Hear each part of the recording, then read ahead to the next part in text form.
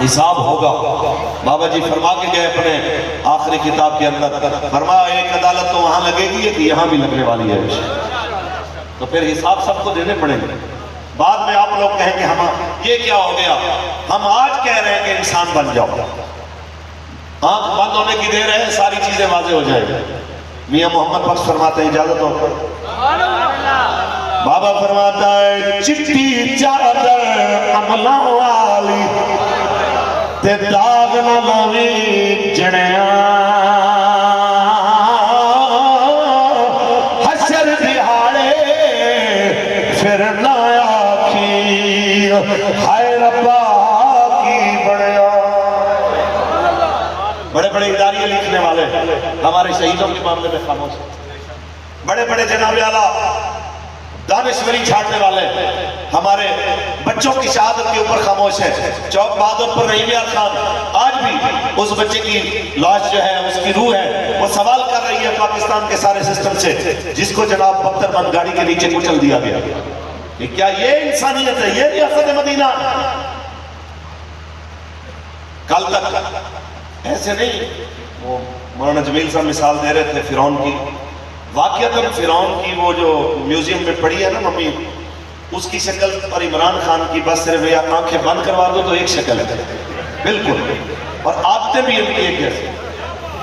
تو کل تک کہتا تھا 2-3 ہزار بندہ اگر مرتا ہے تو مار دے، کوئی حرج نہیں، پتر ہون چاہ سائی ہے۔ اب کہتا ہے کہ میں نے جناب، ہم نے تو ہمارے دور میں 3 لانگ مارچ ہوئے، ہم نے تو کسی کا رستہ نہیں روکا۔ جی ٹی روڈ کے خندق اپنی ماں دفنانے واسطے کی تھی، خندقیں کس نے کھودی تھی؟ کیا اپنے بڑے دفنانے تھے یہاں پہ؟ کس لیے خندقیں کھودی تھی؟ کون تھا جو سیدھی گولیاں سٹریٹ فائر مرا رہا تھا؟ کون تھا جو کہتا تھا کہ مولویوں کی جناب 200-400-500 لاشیں کیا 3-3 ہزار بھی بندہ مرتا ہے تو کوئی بات نہیں، میں سنبھال لوں گا کہ جناب میں نے کیا ہے۔ بچے 8-2 شیل لگے ہیں، کہتا ہے جناب بڑا ظلم ہوا، بڑا یہ ہوا، اس نے اچھا وہ پنجابی جگہ صحیح گل سمجھ آئے گی، انہیں سمجھا سی کہ شیلہ دا دعائیں جو ہوتا ہے جو پرالی دا دعا ہوتا ہے، یہ تے آیا تے پتہ لگیا نا کہ جناب کہ دور تو ٹی وی اچھ دیکھنے تے حقیقت اچھ محسوس کرنے کی فرق ہے۔ پتر شیلنگ دا دعا لبیک دے ناریاں دی وجہ تو تے برداشت ہو سکتا ہے، ہے جمالوں دی تانش برداشت نہیں ہو سکتا۔ اگر نبی دا ہے کی جالب دنیا دار کمینے، اگر نبی دا ہے کی جالب دنیا دار کمینے۔ میں نام نہیں لیتا، سمجھدار کے لیے اشارہ کافی ہے۔ فیض صاحب موجود تھے اس میٹنگ میں جب ایک شخصیت نے کہا جی اے جڑا جملہ تسی آکھیا نا کہ ملک تواڈے پیو دا ہے، اے جملہ واپس لو۔ تو میں کہنا چاہوں گا کہ اب مزہ آیا، اب مزہ آیا، تو پتہ ہونا چاہیے کہ یہ ہم ہی تھے، بلکہ ہم بھی بے صبرے ہو جاتے۔